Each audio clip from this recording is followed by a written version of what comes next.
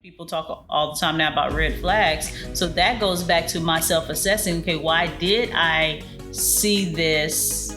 Why didn't I? Why didn't I see it? No, I saw it, but I chose to ignore it. Ah, yeah, I got you. Why did I choose to ignore this? And now I found myself in this situation.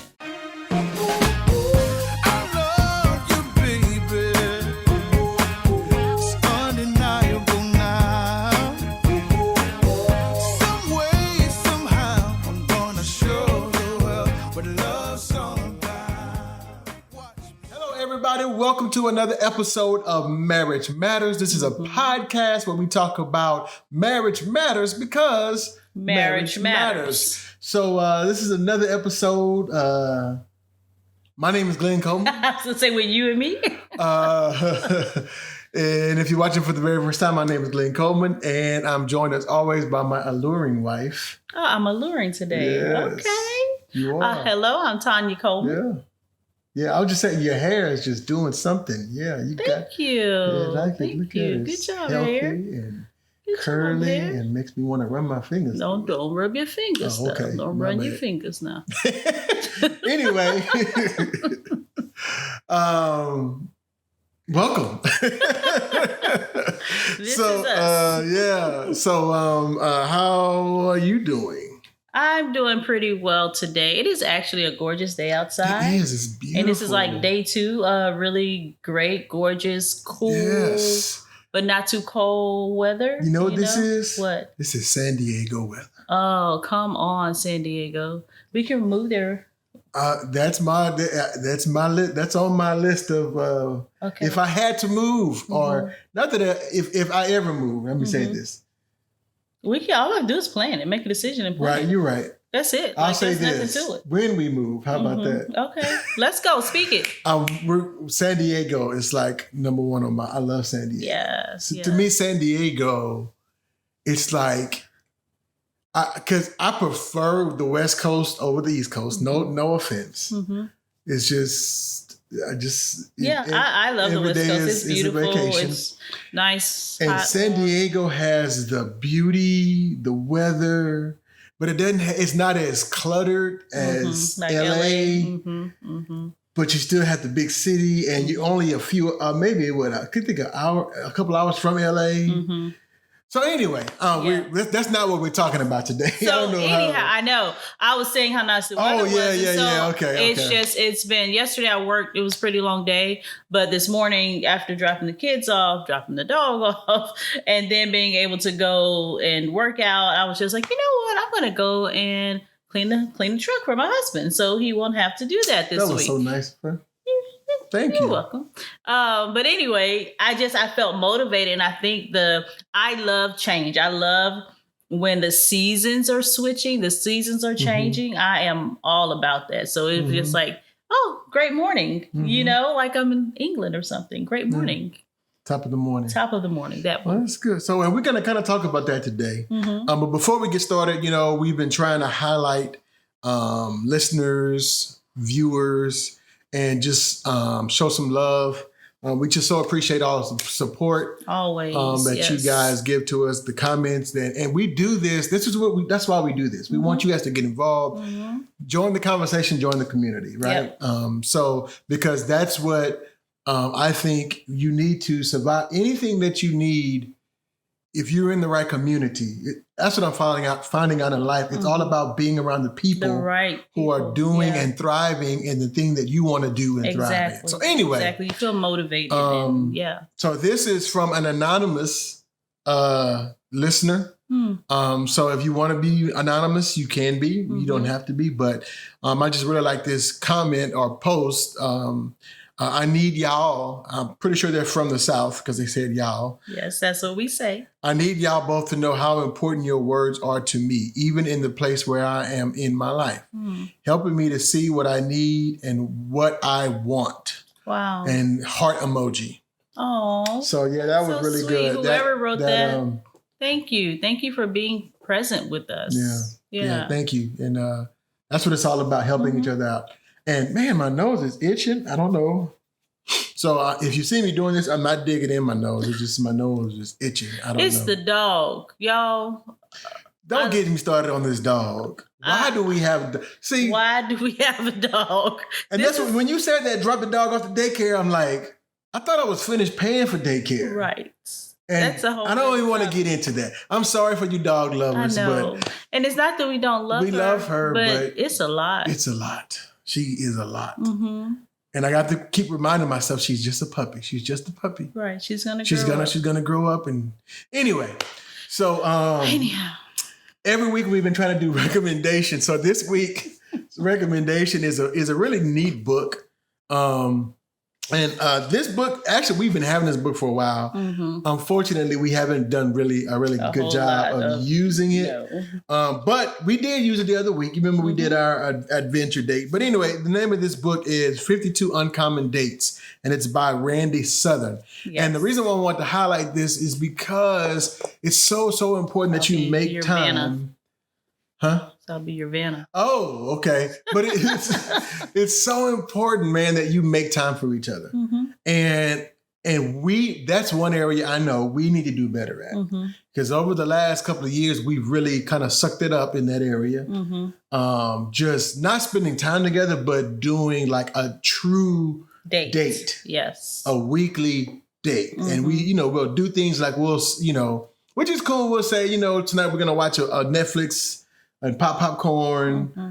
But I still think we could take it to another level. Going out and getting dressed up and putting more effort. So if you need because sometimes you just run out of things to do. Mm-hmm. Well, this book gives you 52 things, really cool things. Something for every week. Let's just see. So like this one is called Works to Grow On. So it kind of gives you it's really neat. It gives you like scriptures and just kind of background, but this one is a bike ride day. It gives you tips on how to make it work. Because that's what we're all about. We're all about tips and tricks. Yeah. What was the other one? Tips, tricks, and what did we say? It was 3 T's. Hang on, I have it written down in my notes. So you come up with these things. I know. Tricks, tips, and tools.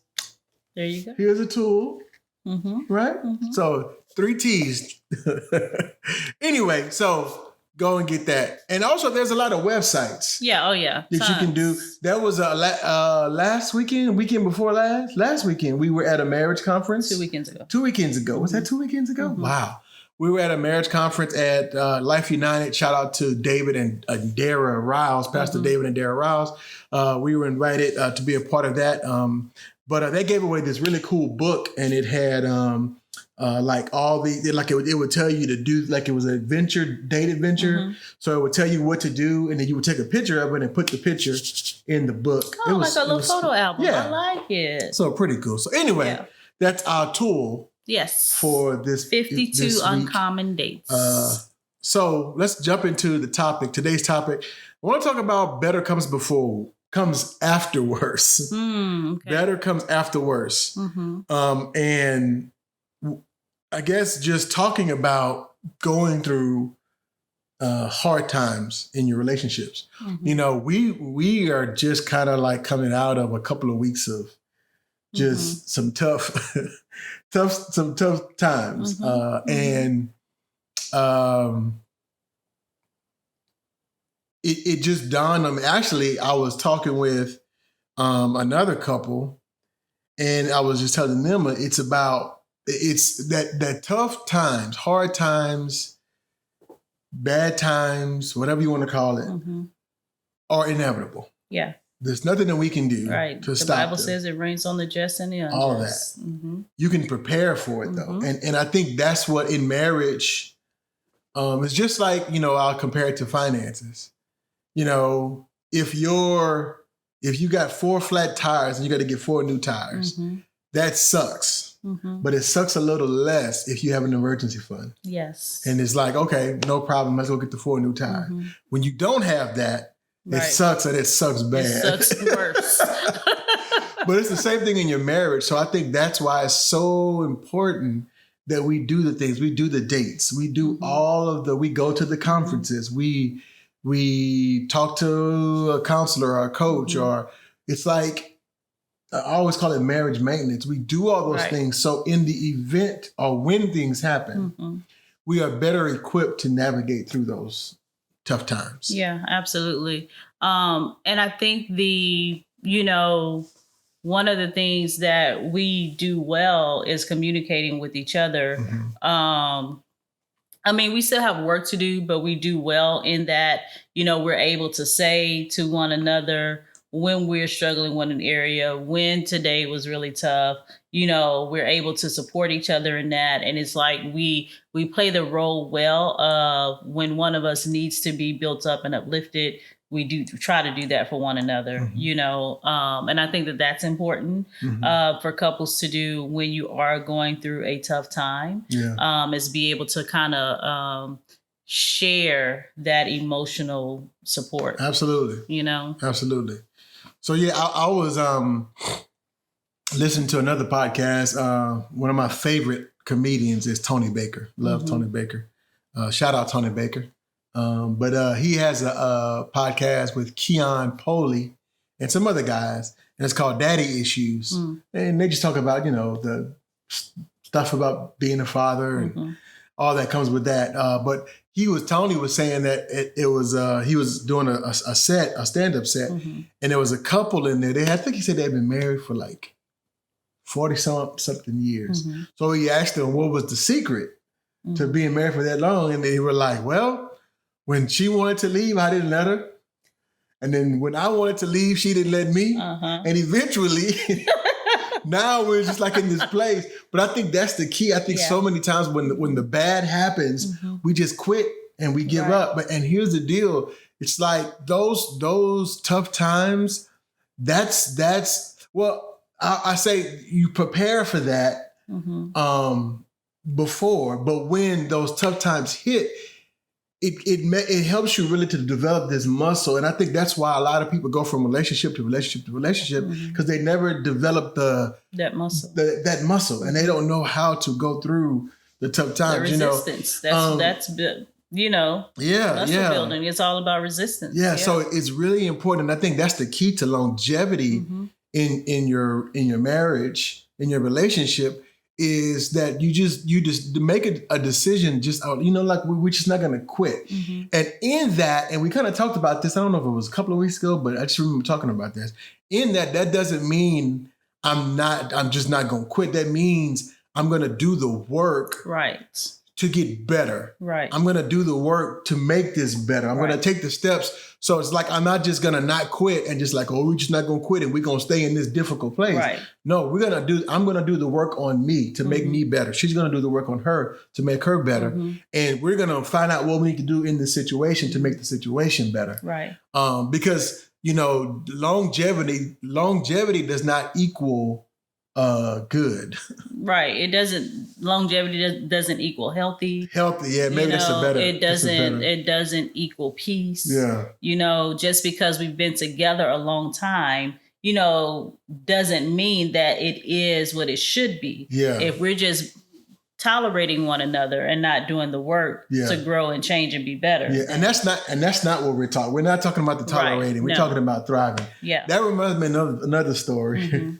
And I saw this. You have something in your eye. Okay, go ahead, get it. Thank you. But this girl, she was talking about her grandparents, and she was saying that her grandfather had passed a few years ago, but she was talking to her grandmother about, grandma, just really hope that one day I could have a relationship like you and grandpa. I think it was over 50 years. They had been married over 50 years. And she was just like, man, it's so awesome. Y'all marriage is great. She's like, well, baby, she's like, it was some bad times. And then she's like, she said her grandmother told about one time where the grandfather did something and kicked her out the house, locked her out the house. Oh, no. And poured gasoline around the house. And she said, I poured a whole bunch by the window where he was sleeping. Oh, she did the gasoline. Yeah, the grandmother did the gasoline while the grandfather was in the house, because the grandfather had put her out and locked her out. And she said, the only reason why I didn't light it, because I couldn't find no matches. Oh, my God. So my point is, it's like a lot of times we look at longevity and we're like, goals. Right. Well, part of that longevity was she almost burned the house down with him. Mercy. praise God that didn't happen. But my Right. point is, you can't always look at that and say, man, just because it lasts long means that it's You good. want it to be thriving, right? Yeah. You want it to thrive, and what that means, it doesn't mean it's always perfect. That means that you know how to work through the tough times. So we want to give you some tips and tricks and tools on how to do that. And I'll say this before we dive into this, is that I found that, when you do go through those things together and you support each other through those things and you grow together through those things, man, it makes your relationship that much stronger and deepens your relationship. So what you think? Yeah, I think you're correct. I'm ready. Oh, okay. All right. So the first thing I want to just kind of talk about is the differences between internal and external conflict, and maybe how you would think you would handle each of those, or would you handle those differently? How would you define, first of all, when I say internal and external conflict, what comes to your mind when I say that? When I think about external conflicts, that is usually with someone else or situation, circumstance. Maybe there's a challenge in the marriage. Maybe you're unhappy with your employment. There's an issue, with a family member, friend, or something like that. So that's external. That there are more people involved. Yeah.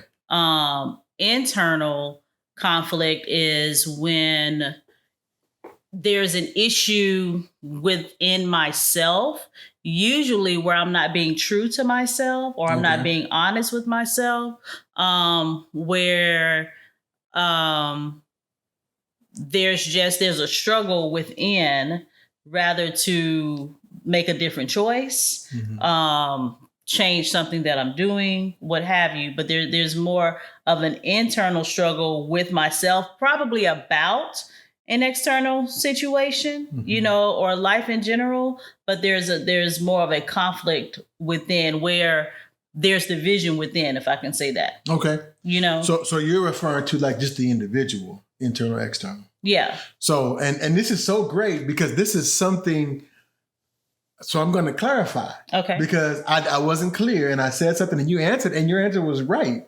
But I'm saying inside the marriage, outside of the marriage. But this is so great because a lot of times I think that happens in marriage. Kind of sidebar here. But that happens a lot. We say things and because maybe I did research that you didn't do, or I read something you didn't read, I said something I wasn't really clear.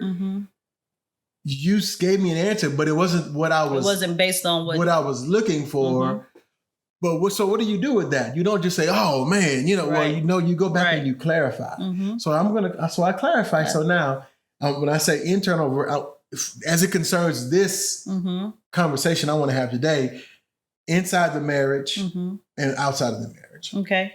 So you want me to answer that? Yeah. Okay. So what do you think about that? When thinking of it in that scenario, external would be a conflict or something that's going to, again, it's kind of the same as the individual there, where there may be something happening with family members, disagreement, maybe something going on with a child that we as parents are trying to, figure out, financial things. So these are things that are connected to the marriage, that affect the marriage, but they're on the outside in my mind. Yep.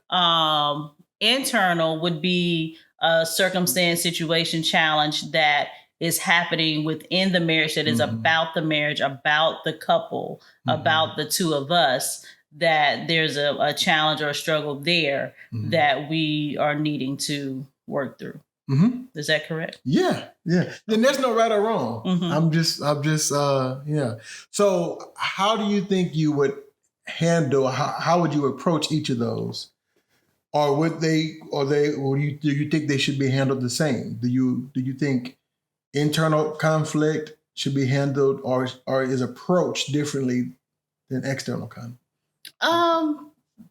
In my opinion, I think, I've learned to whatever, if it's internal within the marriage or external, I start with the self-assessment.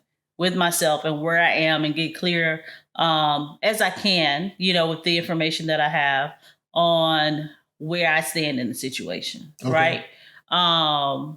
And then come to you, rather it's an external or internal, we need to have a dialogue so that I can try to understand and get clear on where you are and us figure out now where we need to be. Okay. So what you're saying is no matter where it's coming from, you always start with you.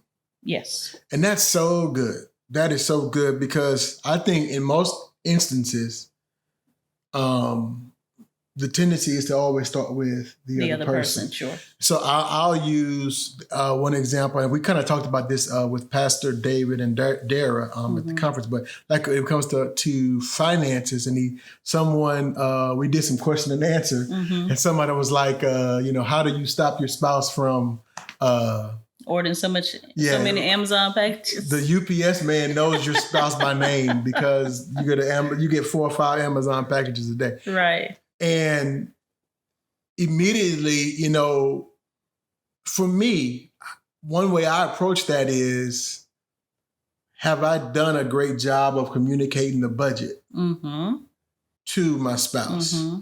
Have I done a great job of talking about goals with my spouse? In other words, okay, here's what the budget is and here's why the budget is what it is, because we're trying to do this. And if we're saving for a new house, then I know that was on sale, but we got to get on the same page. You got what I'm saying? So that's how I approach that. And he also said, even Pastor David was saying, it could be, that person asking themselves why I spend like this could be something internal because I didn't have growing up. I didn't have all my needs met. So I want to make sure my kids. Yeah. So that's really good. So conflict, I want to say, what's my part in this situation?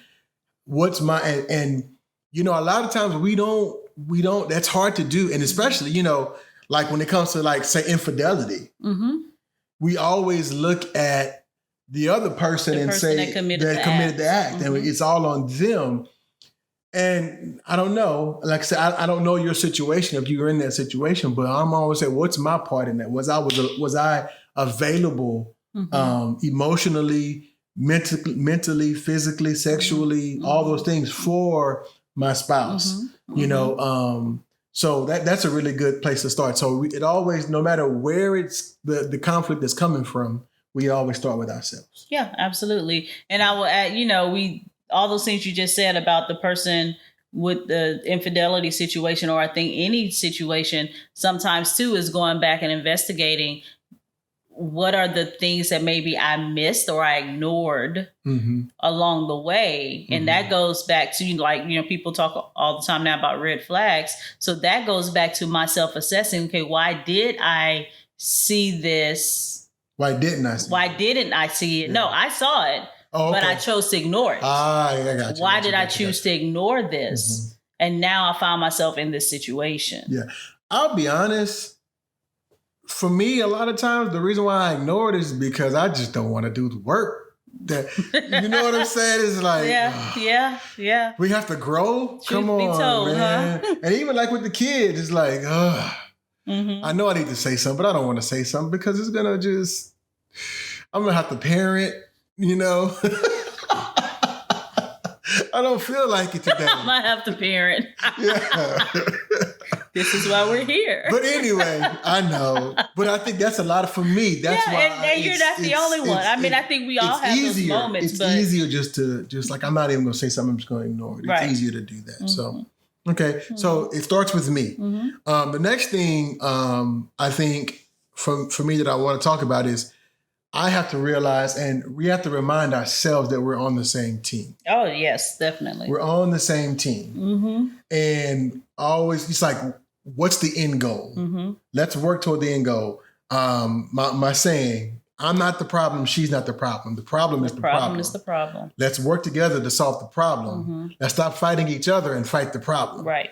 And so many times, again, I'll go back to the spending. If you would just stop spending, then we could really do, well, we can get ahead. That's what people say. That's not what that's gonna do is make the other person more defensive.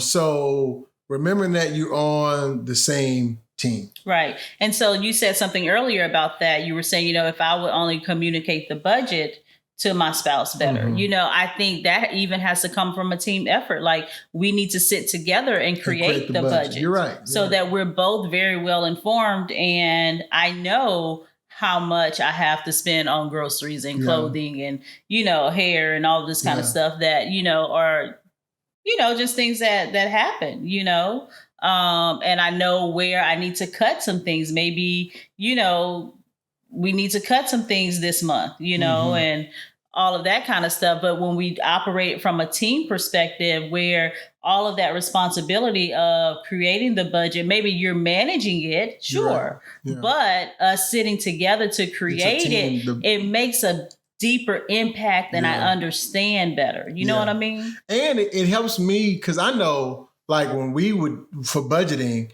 I'm a very bare bones, and there's some things that I was leaving out and you're like, well, babe, right. we gotta do this. And I'm like, oh, okay. I didn't even, I didn't think about that, so that's a great point. And the key to that is it goes back to communication. Because it's like, so I'm using a movie reference. I always do this, but I remember there's the movie Waterworld, where most people think it's a bust. They think it's a horrible movie, but I actually like the movie Waterworld. That's with Kevin Costner. But there's this scene. It's a good nap movie. Where there's this scene where they're being attacked. I don't think they were even being attacked, but this plane was circling the boat, and maybe they were being attacked. Okay, maybe the guy was shooting at them. And so the lady who he's helping to rescue, her and her daughter, they're like, oh my God, they found us. So Kevin Costner, his character, runs down below ship and he's going down there to get a spear gun, and so she's like, what are we going to do? What are we going to do? And he runs and hides. Oh, she thinks he's going to run and hide. And she's like, you coward. But he's down there getting the plane. And he comes back out right as she's taking the harpoon gun, which has a rope attached to the boat to shoot the plane, to shoot the guy he was shooting at her, to shoot the guy shooting at them. And right as she's doing that, he's like, no, don't do that. And she shoots it. And the harpoon goes through the plane. And of course, now the boat is tethered to the plane, and the boat is wrapping the rope and it's doing all this and it's tearing the boat up and it just almost destroys the boat. Right. What's my point? That's what you laughing at? No, that is not what I'm laughing at. What you laughing at? I'm laughing at the fact that the boat was practically made out of sticks. It was made out of junk. It was a good boat. Anyway, he was like, if he would have just said, hey, I'm going to get a gun, don't. But when he didn't communicate what his plan was. She's like, I got to do something. Right. And I think a lot of times that happens in our relationship. It's like when you don't communicate, I got to do something. Right. I got to do something. I know I'm really good about that. That's not maybe good. That's a flaw of mine. I already know what I'm going to do in my head. And I've already thought months ahead, but I don't communicate that with Tanya. So Tanya's waiting on me to do something, and she's like, and I'm not doing nothing. You're not moving. So then she goes to do something. I'm like, why did you do that? I had already had A, B, and C, and you're like, well, I didn't know. I had to do something. Right. So I think communicating is so key. And then, from my part, let it, having that conversation, babe, this is the situation. This is the scenario, this is my plan. What do you think about this? Instead of just doing it, and that comes from, I come from a single family household. Like my mama did what she had to do to make it happen. And so I grew up seeing that, and I know how to do that, right? When I have to do that, but that's that self-preservation, preservation mode, and that survival mode. But, we're still working through that. And, you know, we know those moments, those times when those old triggers and emotions kind of kick in. It's just like, okay, the ship not going down. We're going to take care of it. Yeah. And allowing each other to share that, you know, in those times, and don't, so be present for each other and don't judge the other person's feeling. Right. You know, if they're, you know, this sucks, well, let them express that, because it does, you know, and don't say, well, you shouldn't be saying that. Right, you know, right. You shouldn't feel that way. Yeah. Don't tell anyone how that you feel. Oh, so goodness gracious. Be there, be present for each other. We talked about communication. We talked about not blaming each other. And the last one is this: get help. Yes. If you need help, get help. And like I said in the beginning of the podcast, get around people who are successful in that area. If it's finances, get help. There's all kind of services and the website. Watch a YouTube video. There's a YouTube video for everything. For everything. You know, so get help. The next thing I want to talk about is in those hard times, it's important that we cultivate intimacy. Yes. Because a lot of times what happens is the problem or the conflict or the issue, it tends to pull you apart. Right. Or a lot of times you get so busy trying to solve the problem. Right. You go inside. Yeah. And it pulls time, it pulls time away from each other because you're so busy fighting. Well, fight together. We said that earlier, but make sure that you're doing the things to cultivate intimacy. Right. You know, do your date night. And if it's a financial thing, well, man, look, do something.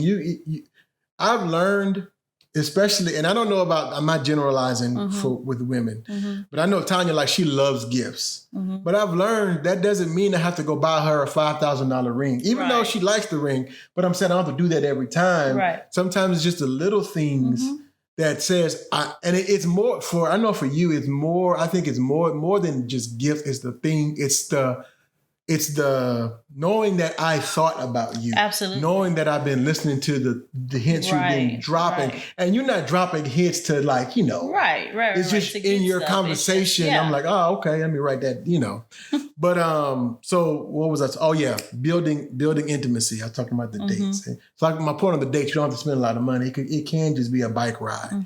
It can just be a walk in the park. It can, you know, go to Lulu's. We're in Lake Charles, Louisiana. We have this place. Well, maybe if it's financial, you probably don't want to go. No, I'm sorry. No, Lulu's is great, but no, it is. But they're worth every penny. Yes, they are worth every penny. Worth it. But you know, I'm used to paying, you know, $1.50 at most for a snow cone. Not an $8 snow cone. But these are gourmet. Top of the line. What's the word I'm looking for? Couture? No, not couture. But what's the word I'm looking for? I don't know. Not gourmet. Specialty? No. Anyway, but you can do something. My point is, so cultivate intimacy, and understanding that even outside of conflict, you're not gonna always feel 100% emotionally connected. It just happens, you know. But, and I'm not saying that to say, okay, well, it's not gonna always be this. But when you feel that way, it goes back to ask why. Why am I not feeling emotionally connected to my spouse? Make the adjustments and do what you got to do to. Yeah. I wanted to add to the cultivate intimacy. I know for me, one of the things that helps to cultivate intimacy with me from you is the prayer time. When we spend time together praying, you know, or reading our Bible or something like that, for me, that is a deeper level of intimacy. And it's not just like we do it religiously, and we're not that couple that does it every day. But when we do it, it means a lot to me. You know what I mean? Because we both individually do it on our own time, but when we make the time to do it together, for me, that is cultivating intimacy. Okay. Yeah. So make sure that you're doing the things to stay emotionally attached. So whatever those things are. So the last thing is, make sure you're taking it one step at a time. And each step brings you one step closer to the better. Yeah. When you're in the worst, the key is to don't just don't do nothing. Right. Do something. And the other thing is don't get focused on the better. Because I think sometimes the tendency is just to look at the better and be like, man, right. It's so good over there. We'll never get there. And if you never move towards the better, so that's why, and all these things kind of work together because when you get the help, then you get the steps. Right. Or when you make a plan together, then you get the steps. Right. And now you have something to help. And I hate to say hold each other accountable, but that's what it is. It's holding each other accountable. Absolutely. And help each other keep moving in a direction. Because if you take enough steps toward the better, then eventually you get there. Yeah, absolutely. I think that is key, and that's good because a lot of people struggle with their spouses, holding them accountable to a number of things, and not in a mean and controlling kind of way, but just like, hey, babe, we set this goal or we set this in place. We want to make sure that, we're both following through and we're both doing our part, always from a place of love and respect, like we do everything else, Yeah. Yeah. So that's pretty much it. We're right at about 30 minutes here, so we don't want to keep you too long. But look, just know, guys, that hard times are going to come. That doesn't mean you were not meant to be together. That doesn't mean you made a mistake. That doesn't mean none of that. It just means it's hard times. I mean, what we've been through in this area in the last two or so years, they're like with the hurricane. Well, I guess you could argue. People say climate change, but my point is there's nothing we did to deserve that. Absolutely not. So it just happens. Things happen. So it's really important that, in the times where that stuff is not going on, that you're working, you're growing. But when those times come, it makes it that much easier to get through those. And even in that, using that hard time as an opportunity for you guys to grow closer together. And just remember, on the other side of worse, there's always better. On the other side of pain, there's always healing. That's good. But the trick is to get through that. Go through it. Don't run away from it. Don't bury your head in the sand. Go through it and engage. Go through it. It's going to hurt. It's going to suck. It's not going to be easy. But on the other side of that, it'll be better. Yeah. Yeah. You got anything to add to that? I was just going to say, learn the lessons. Learn the lessons while you're going through it. Document the lessons. Hey, this is what we learned. This is what we know. We know not to go down this path again. We know not to make this decision because of this reason anymore. Learn the lessons in the process and just continue to strengthen and build that muscle. Okay. Yeah. All right, so that's all we got. We just want to remind you guys that you can follow us on Facebook, Instagram, and YouTube. So if you're following on one, go on head over to the other place and follow us. Marriage Matters 0526 on Instagram and Facebook. Marriage Matters on YouTube. We want to remind you that you can also listen to the podcast. I love listening to podcasts at work, driving to work, when I'm walking the dog, when I'm working out, just cutting grass. Things. Taking a shower, taking a bath, I'm listening to podcasts. And that's part of the growth. Man, I grow so much, I think, just listening to people who are thriving in the area that I want to thrive in. That's part of being in that environment. So anyway, you can also listen to the Marriage Matters podcast on Apple Podcasts, Google, Spotify, Anchor, pretty much anywhere podcasts can be found. We are there. Telling people that marriage matters. So, yes, it does. On that note, this is Glenn and Tanya Coleman. I said Coleman. Let me try that again. On that note, this is Glenn and Tanya Coleman reminding you that your marriage matters. We'll see you next week. Bye.